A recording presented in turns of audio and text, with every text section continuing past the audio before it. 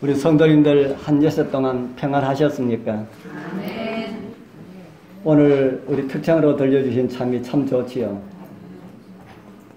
노래하는 순례자 구주의 손잡고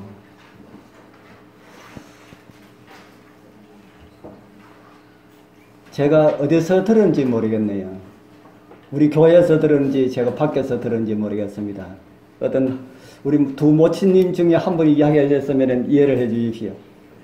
제가 어제인가 얼마 전에 들은 것 같은데 한 분이 이야기하기를 방황자는 목적이 없지만은 나그네는 목적이 있다고 하는 이야기를 어젠가 어디서 들은지 제가 기억이 없습니다.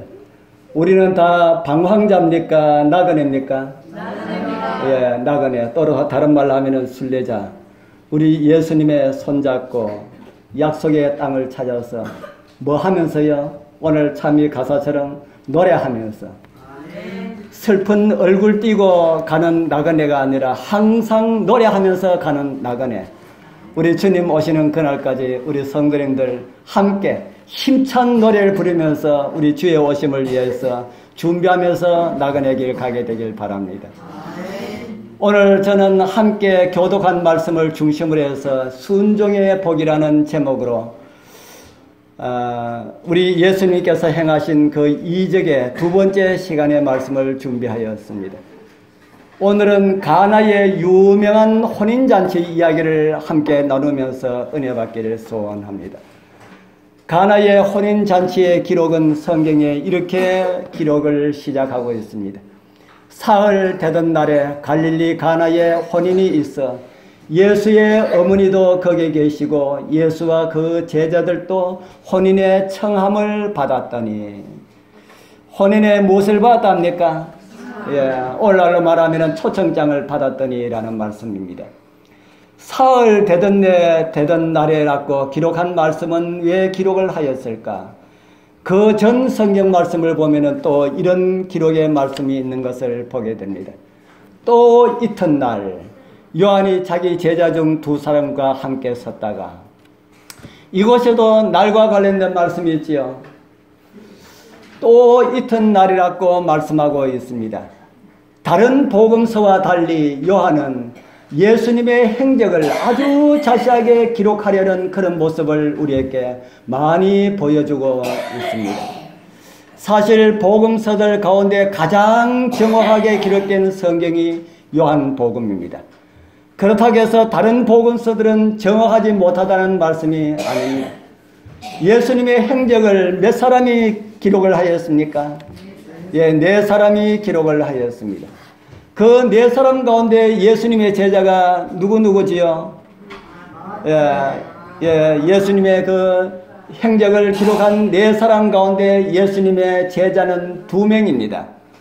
다 제자지만은 예수님의 12제자 가운데 2명입니다. 한 명은 마태이고 한 명은 오늘 이 성경 말씀을 기록한 요한입니다. 마가는 그 당시에 어린 사람이었고요. 나이가 좀 어린 사람이었고요. 누가는 이방인이었습니다. 그 당시에 예수님에 대한 소식을 거의 듣지 못했던 이방인이었습니다. 마가는 나중에 성장하여서 베드로를 많이 따라다니면서 베드로를 통하여서 예수님에 대한 이야기를 많이 듣고 그 들은 것을 근거로 하여서 성령의 감동하심을 따라서 기록하였다고 우리는 생각을 할 수가 있습니다.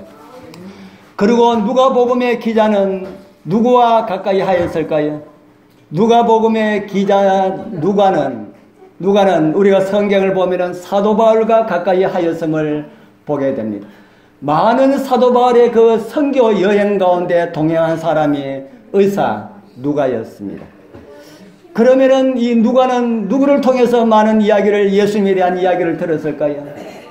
예, 사도 바울을 통하여서 많은 이야기를 들었을 것이라는 생각이 듭니다. 바울도 예수님을 직접 목격을 한 사람입니까? 예, 바울 시대에 예수님께서 계셨지만은 바울에게는 예수님은 눈에 들어오지 않는 그런 사람이었습니다. 젊은 날에 출세 가도를 달렸던 그 바울에게 그 나사렛 출신의 그 선지자라고 하는 그 예수님에 대해서는 이 바울은 크게 관심이 없었습니다. 그런데 예수님 십자가 이후에 등장하는 우리 인물로서 바울은 아주 두드러지게 나타나고 있습니다. 그런 이 바울은 예수님에 대하여서 어떻게 알았을까? 물론 바울이 계시를 통하여서 예수님의 생애에 대해서 알 수도 있습니다. 그러나 우리 성경 기자들에게 주신 영감을 우리는 무슨 영감이라고 합니까?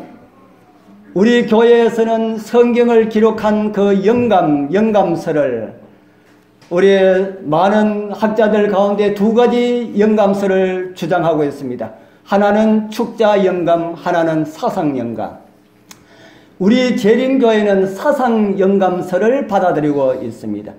축자 영감은 기계적으로 하나님께서 말씀을 불러주시는 그대로 글자 한자 틀리지 아니하고 그대로 기록했다는 이런 영감설이고, 사상 영감은 하나님의 성령이 그 사람의 마음을 감동하여 주시어서 그 사람의 사상과 그 사람의 뜻을 따라서 하나님의 섭리에 따라서 기록하였다 해서 우리는 사상 영감서를 우리는 받아들이고 있습니다.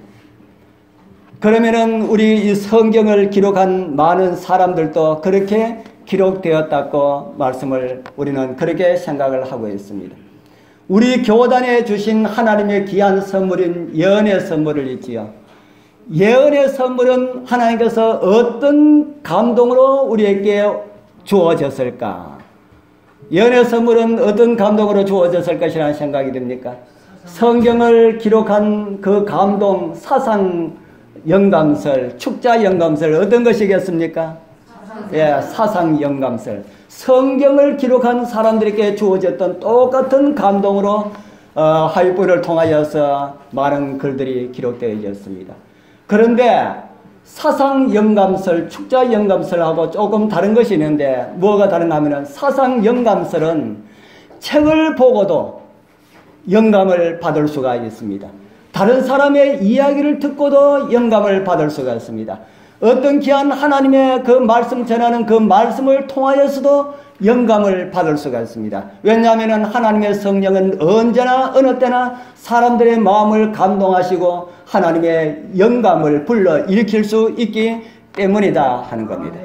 그런데 오늘날 많은 사람들이 엘렌 G 화이트에 대한 글을 부정적으로 대적을 하는 사람들 가운데 어떤 사람들이 있나 하면은 이런 사람들이 있습니다. 나는 화이트 부인의 글을 보니까 어떤 책에 있는 글하고 똑같더라. 그러니까 어떤 그런 글을 가지고 영감의 글이라고 할 수가 있느냐. 화이트 부인의 글, 화이트 부인이 어떤 글을 보고 많이 인용을 하였을까요? 예, 어떤 이야기요? 예, 물론 성경은 말할 것도 없지만은 이 세상에 아주 좋은 그런 역사책을 화이트 부인이 보고 인용할 수 있겠습니까? 예. 우리 이스라엘 나라에 살았던 고대에 아주 유명했던 이 역사가, 제가 지금 이름이, 요세푸스가 아주 많은 양의 그 기록을, 역사적인 기록을 읽습니다. 제가 요세푸스에 대한 책을 가지고 있는데, 그 책에 보면은 각 시대의 대정토에 나오는 내용하고 거의 비슷한 내용들이 기록되어 있는 것을 보게 됩니다. 그래서 화이트 부인의 글을 대적하는 사람이 그 글 보고 그대로 뺏긴 거 아닌가? 그렇기 때문에 그것은 영감의 글로 인정할 수가 없다 하는 겁니다. 우리 사랑하는 성도님들, 그렇다고 해서 영감의 글이 아닙니까? 제가 말씀드린 것처럼 다른 책을 통하여서 볼 때도 성령의 감동은 있을 수가 있고, 다른 사람의 이야기를 통하여서도 하나님의 성령은 영감을 줄 수가 있다 하는 겁니다. 화이트 부인이 비록 다른 많은 서적을 인용하고 참고하고 어떤 내용들은 그대로 뺏긴 듯이 그렇게 기록되어 있지만은 그 책들은 틀림없는 하나님의 성령의 선물이다. 우리는 그렇게 믿습니다. 그와 마찬가지로 성경을 기록한 사람들도 그렇게 기록한 사람들이 많이 있다는 겁니다. 그 중에 오늘 제가 말씀드린 그 누가도 그 중에 한 사람이었습니다. 누가는 그 사도 바울에게 들었던 많은 정보를 가지고 말씀을 누가복음을 기록하는데 활약을 하였습니다. 그럼 바울도 예수님을 직접 보지 못하고 예수님의 교훈을 직접 듣지 못하는데 바울은 어디서 그런 것을 들었을까? 아까 말씀드린 것처럼 바울에게 하나님께서 직접적으로 계시를 주었을 수도 있지만은 우리는 성경을 통해서 볼 때에 바울이 예루살렘에 올라가서 아주 많은 날 동안 사도 베드로와 함께 있었던 그런 기록을 성경을 통해서 보게 됩니다. 적어도 15일 보름 정도 사도 베드로와 함께 있었다. 예수님의 수제자라고 하는 베드로를 만난 사도 바울은 제일 먼저 베드로에게 물은 질문이 뭐라는 생각이 듭니까? 제일 먼저 베드로에게 무엇을 물었을까요? 나에게 나타난 예수님은 잠깐 계시를 통해서 보여주시는데 그 예수님이 당신은 3년 반 동안이나 함께 하였는데 그 예수님이 어떤 분인지 나에게 좀 이야기를 해주면 좋겠어. 이런 말 한 번 정도 했겠습니까? 아마 그런 말 한 번 정도는 했을 것이라는 생각이 듭니다. 그래서 베드로는 그 보름 동안 있는 날 동안 저는 많은 날 동안 바울의 요청에 의하여서 예수님의 그 행적을 태어날 때부터 마지막까지 그 모든 행적을 바울에게 이야기했을 것이라 하는 그런 생각을 가지게 됩니다. 아멘. 그렇게 베드로에게 들었던 이 이야기를 바울은 또 누구에게 전했겠습니까? 자기와 함께 하였던 동료들 가운데 디모데나 누가나 이런 바울의 제자들에게 베드로에게 들었던 그 많은 감동들을 함께 나누었을 것이라는 생각이 듭니다.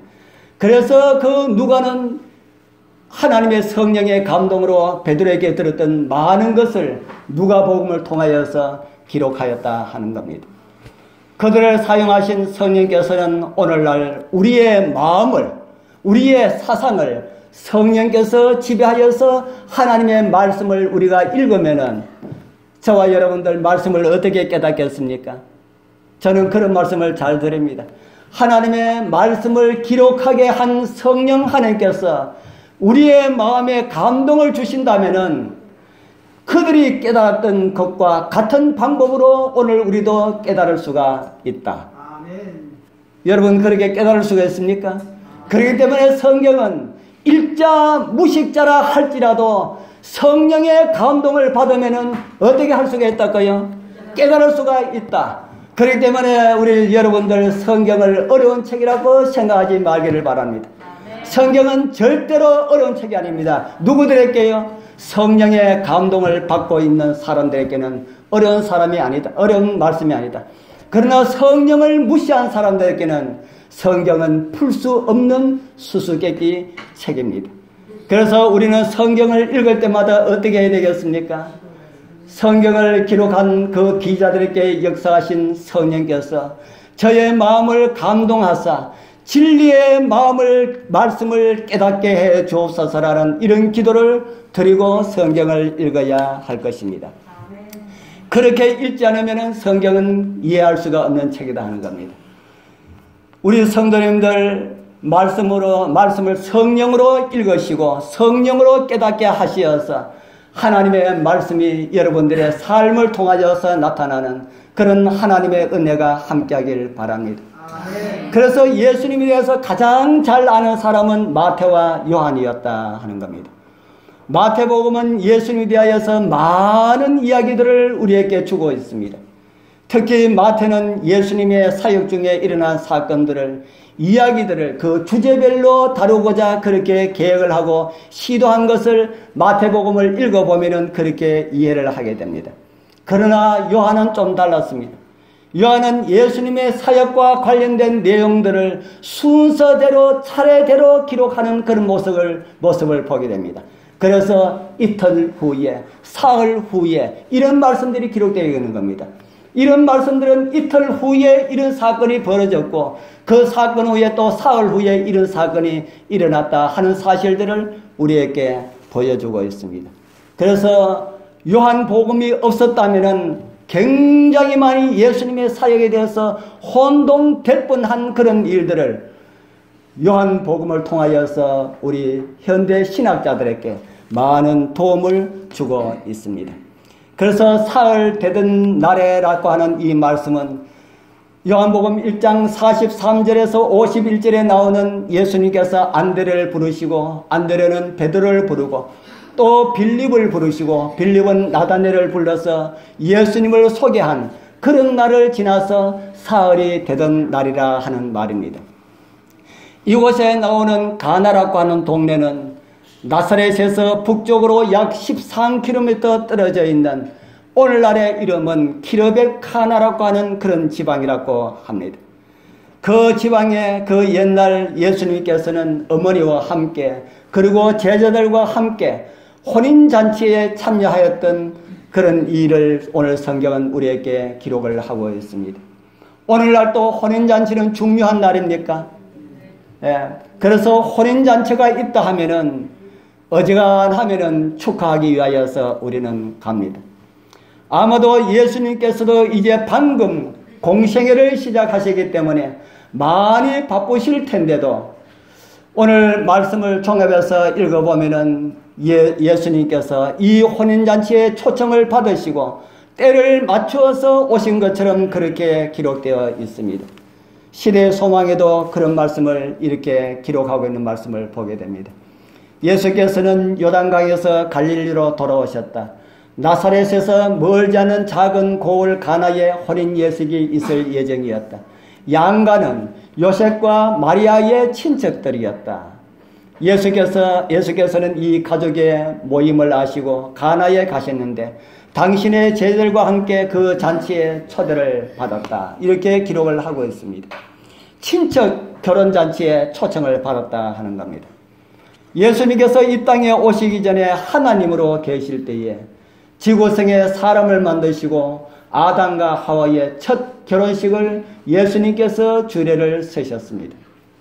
주님께서는 결혼 제도를 그 어느 제도보다 신성스럽게 여기심을 보게 됩니다. 이제 공생애를 시작하시면서 조직도 하여야 하고 제자들도 가르쳐서 말씀으로 무장을 시켜야 하는데 예수님께서는 정말 많은 그런 바쁜 시간 가운데서도 결혼 날짜에 맞추어서 가나로 돌아오셨다고 성경은 기록을 하고 있습니다. 우리 여러분들도 결혼에 초대를 받으면은 다른 것은 몰라도 결혼식에 초대를 받으면은 사양 마시고 참석하셔서 축복해 주시기를 바랍니다. 요즘 결혼식에 가면은 또 부조금이 있기 때문에 사실 부담이 될 때가 있습니다. 부담되면은 부조는 적게 하더라도 가서 축복해주고 축하해주는 것이 마땅하다는 그런 생각을 하게 됩니다. 이제 이 결혼잔치에서 좀 살펴보고 싶은 내용이 있습니다. 그것은 포도주가 떨어진 내용입니다. 요즘은 예식장에서 결혼을 다 하기 때문에 잔치 맛이 없지요. 옛날에 결혼식은 거의 다 가정집에서 많이 했습니다. 그래서 결혼식이라 하지 아니하고 보통 잔치한다 그렇게 말을 많이 했습니다. 다른 잔치들도 많이 있지요. 잔치들 가운데 어떤 잔치가 있습니까? 돌잔치가 있고 생일잔치가 있고 환갑잔치가 있고 뭐 칠순잔치가 있고 등등 여러 가지 잔치가 많이 있습니다. 예, 돌잔치는 돌 때에 하는 잔치. 예, 엄마한테 물어봤어요. 예. 그래서 여러 가지 많은 이름으로 불려지는 그런 잔치가 있지만은 그렇게 앞에 어떤 자를 붙이지 않고 그냥 잔치하면은 결혼잔치로 옛날에는 그렇게 알려졌습니다. 제가 어렸을 때에는 마을에 잔치가 있으면은 부조를 돈으로 하지 아니하고 음식으로 많이 해가는 것을 보았습니다. 그래서 저희 어머니는 묵하는데 아주 잘 하셨습니다. 그래서 묵을 잘 하셔서 마을에 잔치가 있다 그러면은 뭐 여지없이 뭐 묵을 이렇게 만드셨어요. 그래서 크다란 이렇게 그 뭐라 그런지 제가 그것까지 잃어버리네. 다라이 말고 나무로 만드는 이런 아주 사각적으로 그런 판이 있는데, 예? 함지. 우리 모친님 우리 옛날에 그 나무로 만든 거 그거 모릅니까? 그거 이름 뭐라 합니까? 반티. 그 반티라 하는 말도 아닌 것 같은 제가 하여간 이름을 기억이 나지 않습니다. 거기에다가 그 반티 그 반태에다가 묵을 한 반태 해가지고 여다 주는 것을 제가 봤습니다. 옛날에 잔치집에는 뭐가 풍성해야 됩니까? 음식이 풍성해야 됩니다. 그런데 음식 풍성해야 되는데 한창 잔치가 흥이 겨운데 한 전신대쯤 돼가지고 음식이 떨어져 버리면 어떻게 되겠습니까? 그것만큼 낭패가 없습니다. 오늘날은 음식이 흔해가지고 음식 모자라면은 그냥 전화만 하면은 쫙 갖다 주는 곳이지만은 옛날 수십 년 전, 뭐 한 50년 전만 하더라도 그렇게 음식이 흔하지 않았기 때문에 잔치하다 음식이 떨어져 버리면은 그것으로 끝입니다. 그렇기 때문에 잔치집에는 항상 무엇이 풍성했어요? 항상 음식이 풍성했습니다. 그래서 거린들이 지나가다가 어제 잔치가 있으면 물이 지어서 떼지어서 갑니다. 아무리 많이 가도 음식이 있기 때문에 그럽니다. 그런데 오늘 이 마가의 혼인집에서 음식이 떨어졌습니다. 요한복음 2장 3절에 그런 말씀을 주고 있습니다. 포도주가 어떻게 된지라요? 포도주가 모자란지라. 보니까 포도주가 곧 떨어질 것 같은 생각이 들었습니다. 이 어머니가 아마 어머니가 그 잔치집에 그 음식 나오는 거, 그 뭐라 그럽니까? 그것도 잊어버렸네. 그 음식, 가방이라 그럽니까? 그 음식 나오는 그 방을 아마 맡았지 않았나 생각이 드는데, 마리아가 보니까 포도주가 이제 바닥에 있어서 곧 떨어질 것 같았어요. 그래서 포도주가 모자란지라. 예수의 어머니가 예수에게 이야기합니다. 포도주가 없다. 이곳에서 사용된 이 포도주는 포도즙인지 포도주인지 정확하게 알 수가 없습니다. 그러나 취한 것이라는 말을 사용하는 것을 보면은 뭐라는 생각이 듭니까? 포도즙이 아닌 포도주였다 하는 것을 알 수가 있습니다. 혼주는 아직까지 시간이 멀었는데 떨어진 포도주로 인하여서 걱정이 태산입니다. 그것을 이제 친척인 마리아가 보게 된 것이죠. 그래서 마리아가 예수님께 도와달라고 요청을 합니다.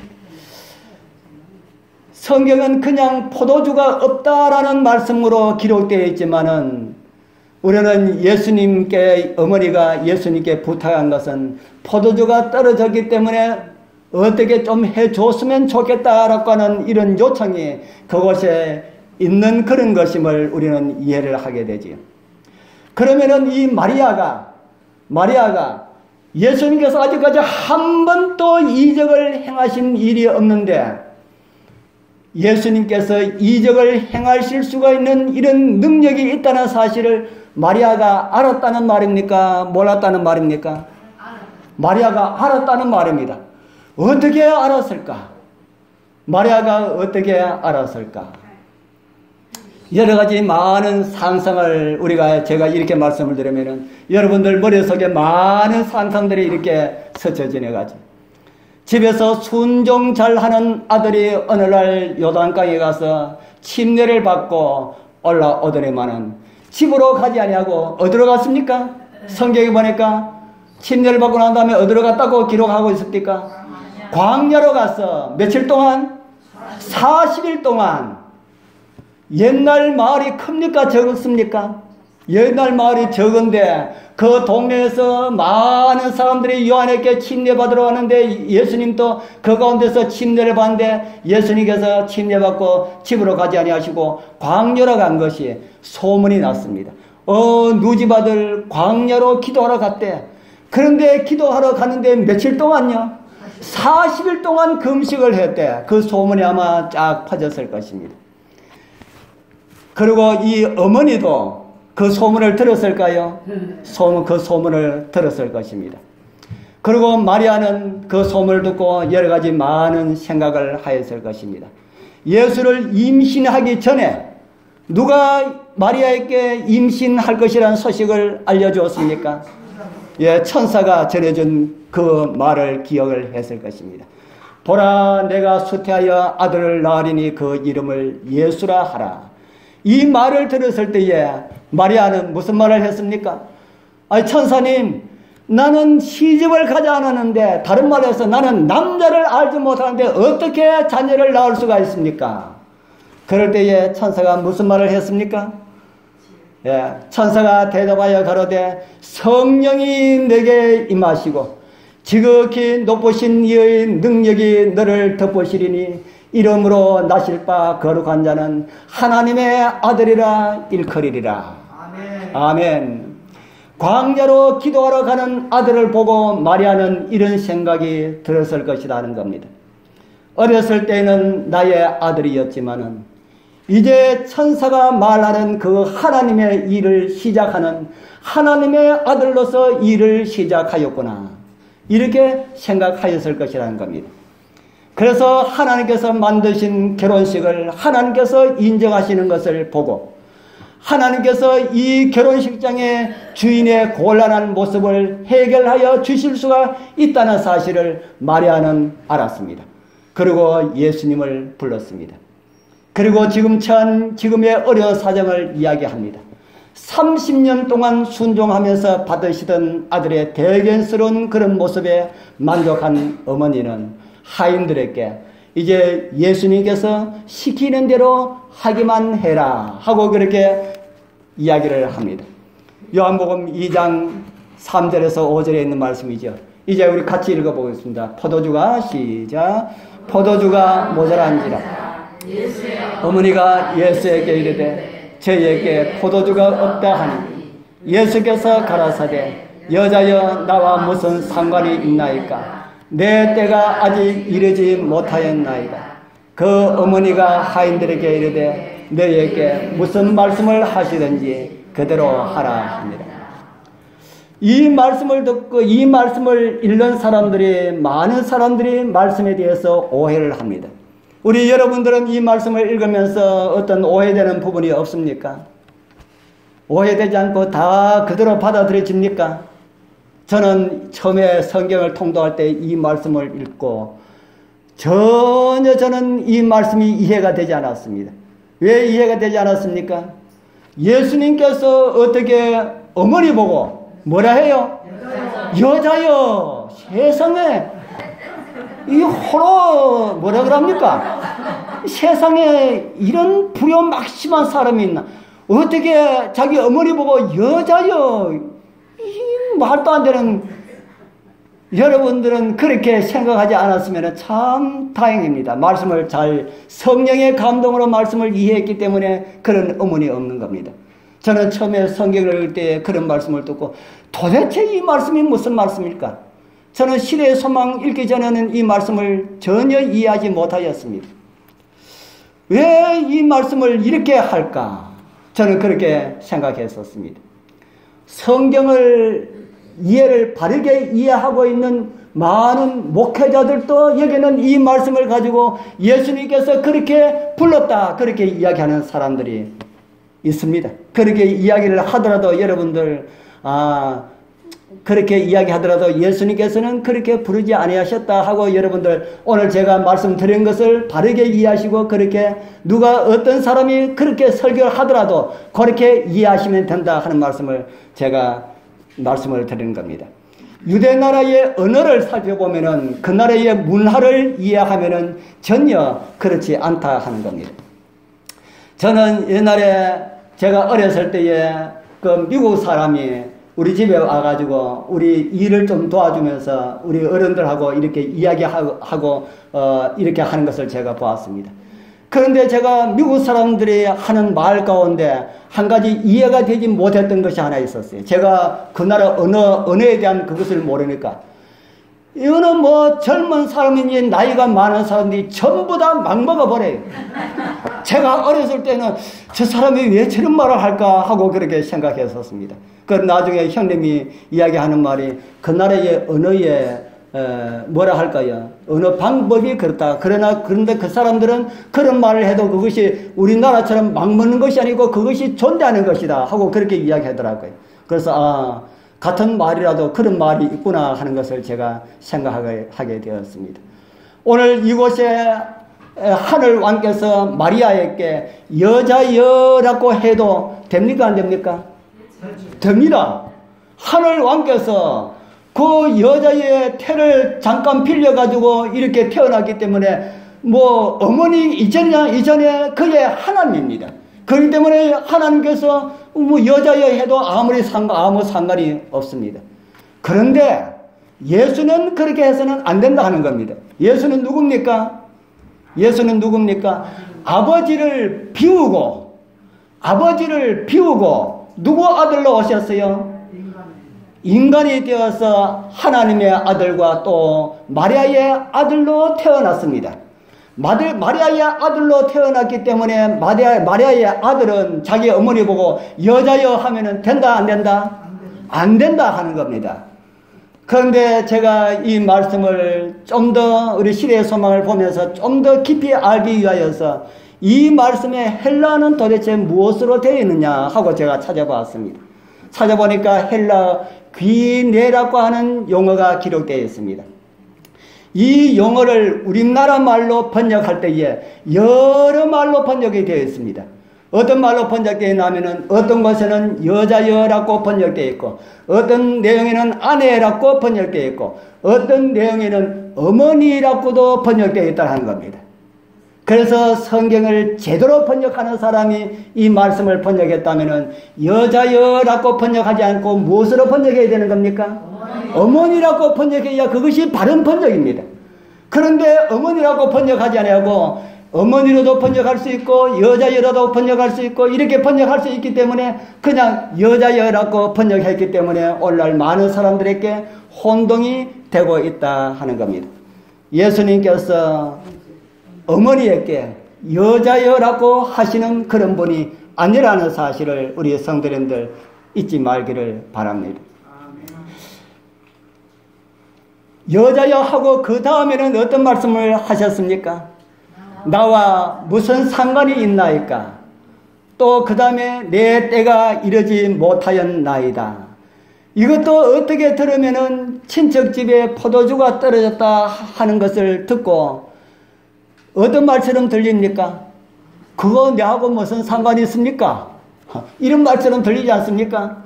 이 집에 포도주가 떨어졌다 하니까 그거 내하고 무슨 상관이 있습니까? 꼭 이런 말처럼 들립니다. 왜 이런 말씀을 예수님께서 하셨을까?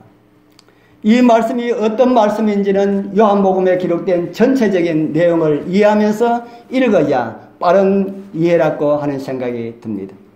마리아는 예수님께서 공적으로 메시아를 선언할 수 있는 그런 기회를 주고자 했습니다. 이제 40일 동안 금식 기도도 했고 마리아 생각에는 이제는 하나님의 아들로 선포하고 정식으로 이제 공생애에 들어갈 그 일을 할 기회를 내가 만들어 줘야 되겠다. 그렇게 생각하고 그 일을 하도록 그렇게 했다 하는 겁니다. 그런데 예수님께서 생각하신 예수님의 때는 십자가가 예수님의 때입니다. 아직까지 내 때가 이르지 아니하였다라고 하는 것은 어머니 아직까지 내가 십자가를 질 그런 때가 되지 못하였습니다 라는 그런 말입니다. 그렇게 이해하면 전혀 무리가 없지요. 하나님께서는 하나님의 시간표를 앞질러 가시지 않으셨다. 공식적으로는 어떤 특별한 계기를 만들어서 자신을 세우는 이런 일들을 피하셨다 하는 겁니다. 오병이어의 이적이 일어났을 때도 해변에 무수한 사람들이 예수님을 어떻게 했습니까? 예수님을 왕으로 삼으려 했던 것처럼 마리아는 육신의 생각으로 하나님의 시간표를 앞당겨서 예수님께 그렇게 기회를 드리려 했지만은 예수님께서는 아직 그런 때가 아니라고 겸손하게 거절하신 그런 내용이라 하는 말씀입니다. 예수님께서는 한 번도 어머니를 함부로 대하는 이런 일들을 하시지 않았습니다. 그래야 됩니까? 안 그래야 됩니까? 누구에게 본이 되어야 합니까? 우리 모두에게 본이 되어야 하기 때문에 예수님께서는 그래 하지 아니하셨다. 예수님께서는 어디에서도 어머니를 기억했습니까? 십자가 위에서도, 십자가 위에서 그 고통 가운데서도 예수님을 자기의 사랑하는 제자 요한에게 부탁할 정도로 어머니를 생각했던 효자였습니다. 오늘 우리가 보고 있는 말씀이 요한이 기록한 그런 말씀입니다. 그는 가나의 혼인잔치를 기록하면서 마리아라는 이름을 기록하지 않았습니다. 마리아인 줄 요한은 뻔히 알면서도 마리아라고 기록하지 아니하고 예수의 어머니라고 그렇게 기록을 하였다 하는 겁니다. 누구에게 배운 겁니까? 예수님께. 예수님께서 십자가상에서 요한에게 보라 네 어머니라 그렇게 말씀을 했습니다. 우리 사랑하는 성도님들, 오늘 우리들도 예수님의 본을 따라서 부모님 살아계신 분들이 계신다면 살아계실 동안 어떻게 해야 되겠습니까? 정말 이 세상에서 가장 행복하게 해드리게 되길 바랍니다. 그리고 우리와 함께 하늘에 갈 수 있는 그런 효도를 행하게 되길 축복합니다. 이제 그 다음에 이제 물이 포도즙으로 변한 그런 놀라운 이적을 우리 또 함께 묵상해 보도록 하겠습니다. 요한복음 2장 6절에서 10절 우리 또 같이 읽어보겠습니다. 거기 시작. 거기 유대인의 결례를 따라서 두세 통 드는 돌 항아리 6이 놓였는지라. 예수께서 저에게 이르시되 항아리에 물을 채우라 하신즉 아구까지 채우니. 아마 잔치집 손님이 예상외로 많았나 하는 생각이 듭니다. 저희들도 한번 잔치에 초대를 받아서 결혼식장에 갔는데 야외에서 결혼식을 한다고 했어요. 저희들이 참 동작 빠릅니다. 먹는데 참 빠릅니다. 늦게 가면은 못 먹을 수 있기 때문에 이렇게 식사 자리 이렇게 하자마자 우리 우선 먹고 보자 하고 앉아서 먹었습니다. 그런데 그 집에 손님이 얼마나 왔는지 한 절반 조금 넘게 그렇게 먹었나 하는데 음식이 오면 바닥에 나버렸어요. 참 혼주가 좀 이렇게 많이 당황해 하고 걱정하는 것을 봤습니다. 봤지만은 이미 우리는 먹었기 때문에 우리하고는 별로 크게 거기에 없는 것처럼 그렇게 생각되었지만은 좀 많이 미안했습니다. 그 사람 나중에 이야기 듣기로는 식사 준비를 300명 정도를 했다 그러는데 한 500명 정도 왔다는 그런 이야기를 들었습니다. 나중에는 사람들이 먹은지 안 먹은지 모르고 저희들이 왔습니다. 그곳에도 가나의 혼인잔치도 그러하였다 하는 겁니다. 그곳에 결례를 따라서 돌 항아리 6이 놓여 있는 것을 보면은 그 항아리에 포도주가 담겨 있었던 것으로 그렇게 생각이 됩니다. 그렇게 많은 항아리에 많은 것을 준비했는데 그것이 떨어졌다. 예상외로 손님이 많이 왔다 하는 겁니다. 이제 주님께서 마리아가 그 하인들에게 예수님께서 시킨 대로 하라고 하는 그 말을 하고 이제 가고 난 다음에 주님께서는 하인들에게 말을 합니다. 항아리에 무엇을 채우라고요? 예, 항아리에 물을 채우라. 항아리에 물을 채우라 하는 이 말을 듣고 난 다음에 그 하인들은 마리아의 그 시킨 것이 있기 때문에 그 시킨 대로 했습니다. 항아리에 물 채우는 거 쉽습니까? 어렵습니까? 예, 항아리에 물 채우는 것은 조금 힘이 들지만은 그렇게 어려운 것은 아니라는 생각이 듭니다. 물을 이제 다 찼습니다. 그 다음에 포도주가 떨어진 곳마다 그 물을 퍼다 주시오라고 그렇게 시킵니다. 하인들이 어떻게 했다 그럽니까? 하인들이 어떻게 했을까요? 네. 우리 같이 읽어보겠습니다. 이제는 시작. 이제는 떠서 연회장에 갖다 주라 하시매 갖다 주었더니 연회장은 물로 된 포도주를 맛보고 어디서 났는지 알지 못하되 물떠온 하인들은 알더라. 연회장이 신랑을 불러 말하되 먼저 좋은 포도주를 내고 취한 후에 낮은 것을 내거늘 그대는 지금까지 좋은 포도주를 두었다 하니라. 예수님께서 말씀하신 대로 순종하여 물을 떠다가 독에 부었다가 다시 그 물을 떠다서 갖다 줄 때까지는 독에는 뭐가 있었다 하는 겁니까? 독에는 그대로 물이었다. 그런데 그 독에는 물을 떠다가 갖다 주니까 뭐가 되었다 하는 겁니까? 포도주가 되었다. 포도즙이 되었다. 여기에 나오는 것은 포도주가 아니고 이제는 포도즙입니다.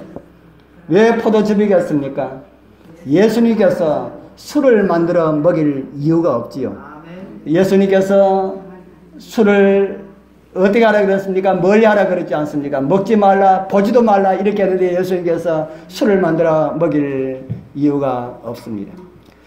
그런데 예수님께서 말씀하신 이 포도즙을 사람들이 갖다 주니까 그 사람들이 포도즙을 먹어보니까 예수님께서 포도즙 잘 만드셨을까요? 대충 만드셨을까요? 아주 진한 포도즙을 만드셨을까요? 묽은 포도즙을 만드셨을까요? 입에 넣으면은 말할 정도 없이 요즘 저 위에서 만든 포도즙을 좀 이렇게 사 먹었더니 포도즙은 너무너무 맛있더라고요. 야, 우리 집에 만든 포도즙이 이렇게 맛있었는데 우리 교인이 아니면은 설탕 넣었다고 이렇게 할 정도로 그렇게 맛이 있어요. 그래서 정말 포도즙이 맛있는데 예수님께서 만드신 포도즙은 어떤 포도즙일까 하는 생각을 하게 되었습니다. 예수님께서 만드신 포도즙, 그 포도즙보다 더 맛이 있을까요? 좀 못할까요? 제 생각에는 이 세상의 포도즙 가운데 가장 맛있는 포도즙보다 더 맛있는 포도즙이 가나의 혼인잔치에서 예수님께서 만드신 포도즙이라 하는 생각이 듭니다. 그 포도즙을 먹으니까 그 사람들이 너무 놀라서 사람들이 좀 취하면은 그것이 술인지 포도즙인지 분간을 못 하잖아요. 만만히 이제 느끼게 됩니다. 도대체 너희들은 어떻게 이렇게 하느냐고 그렇게 말씀을 하는 그런 내용들을 보게 됩니다. 여기서 저는 중요한 교훈 한 가지만 말씀드리고자 합니다. 만약 주님께서 하인들에게 지시를 했을 때에 하인들이 따르지 않았다면 어떻게 되었을까 하는 겁니다.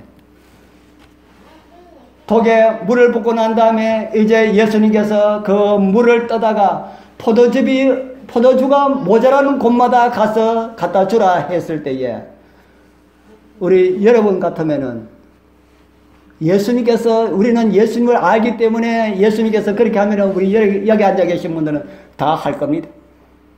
그런데 조금 머리가 좀 좋은 사람은 물을 떠다가 거기에 나눠주라 하면은 뭐라 그러겠습니까? 예, 물인데요. 지금 우리 놀립니까? 어느 자리예요? 잔치 자리예요. 포도주 갖다 달라는데 물 갖다 주면은 어떻게 합니까? 말도 안 되는 소리 하지 마십시오. 그렇게 할 건데 그곳의 하인들은 참 믿음 좋은 사람이었습니다. 물을 갖다 떠다 주라 할 때에 그 사람들은 아무 군말 하지 않고 물을 떠다 갖다 줬습니다. 갖다 주니까 뭐가 되었어요? 포도즙이 되었습니다. 떠다 주기 전에는 결코 포도즙이 되지 않았다 하는 겁니다. 떠다 주었을 때에 포도즙이 되었다. 우리 사랑하는 성도님들, 여러분들 우리 주님의 이적을 경험하는 그런 은혜를 얻기를 원하십니까? 아멘. 어떻게 할 때에 그런 이적이 일어나겠습니까? 많은 사람들이 맹물이라는 말을 많이 사용하지요. 맹물. 어떨 때 맹물이라는 말을 많이 사용합니까? 맹물. 어떤 사람은 뭐 좀 할 줄 알았는데 알고 보니까 뭐 맹물이야 이런 말 하지요. 그런 재주라도 있으니까 저 정도라 하지 그것도 없으면 맹물이게 뭐 이런 말 하지 않습니까? 그럼 포도즙은 맹물하고 좀 다릅니까? 포도즙하고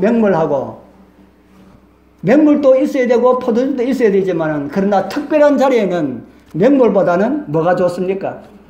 예, 맹물보다는 포도즙이 좋겠지요. 포도즙은 다른 것과 함께 하나님께서 주시는 복의 상징으로 성경은 기록하고 있습니다. 창세기 27장 28절에 보면 이런 말씀이 있습니다. 우리 같이 한번 읽어보겠습니다. 하나님은 하나님은 하늘의 이슬과 기름짐과 풍성한 곡식과 포도주로 내게 주시기를 원하노라. 하나님의 은혜를 바라는 마음의 기록입니다. 또 이런 말씀이 있습니다. 시편 4장 7절에 있는 말씀입니다. 주께서 내 마음에 두신 기쁨은 저희의 곡식과 포도주의 풍성할 때보다 더하니이다. 포도즙은 기쁨의 상징으로 우리에게 가르쳐 주겠다 하는 겁니다. 우리 사랑하는 성도님들, 기쁨을 얻기를 원하십니까? 아멘. 복을 얻기를 원하십니까? 아멘. 어떻게 하라는 말씀입니까? 우리의 마음에 정말 성경이 말하는 하나님 예수 그리스도를 나의 주인으로 모시자. 그리고 하나님께서 우리에게 주시는 말씀에 순종하자. 그러면은 무엇이 일어날 것이다? 그러면은 이적이 일어날 것이다. 우리의 삶의 변화에 이적이 일어날 것이다 하는 겁니다. 우리 사랑하는 성도님들, 우리의 마음에 내키지 않아도 하나님께서 말씀하셨으면 이치에 어긋나도 물을 떠다가 갖다 줘라 하는 이런 말씀이 우리에게 들린다 하더라도 말씀에 순종하게 되길 바랍니다. 그래서 하나님께서 원하시는 그런 일들, 그 이적들이 오늘 저와 여러분을 통하여서 많은 사람들에게 알려져서 우리의 주의 사업 속히 마치고 우리 예수님의 재림을 촉진하는 그런 은혜가 우리 모두와 함께하기를 축복합니다. 기도드리겠습니다.